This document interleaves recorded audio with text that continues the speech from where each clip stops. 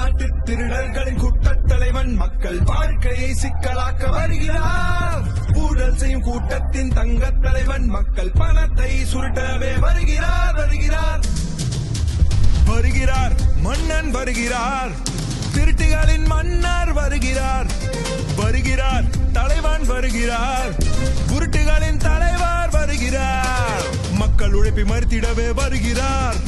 மண் வளத்தை சுரண்டிடவே வருகிறார் வருகிறார். சுரண்டல் மன்னன் வருகிறார். மனசாட்சி இல்லாமல் பொய் சொல்கிறார். மக்கள் ஆட்சின்னு வந்து விட்டார். மன்னர் ஆட்சியை நடத்துகிறார். ஊழல் திருட்டு உருட்டு அனைத்தையும் செய்து மக்களை ஏமாற்றுகிறார்.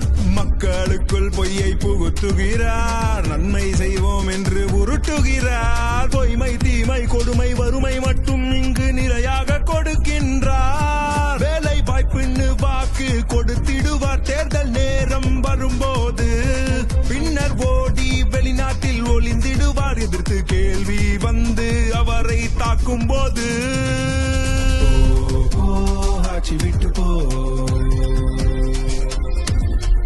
கையூட்டு இல்லாத ஆட்சி வேண்டும் போ.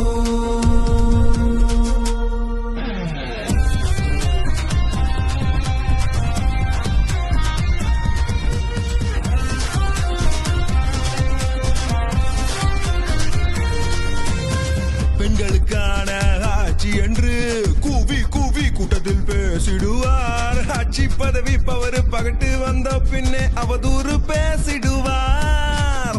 ஓட்டுக்காக தெருவில் சென்றிடுவார்.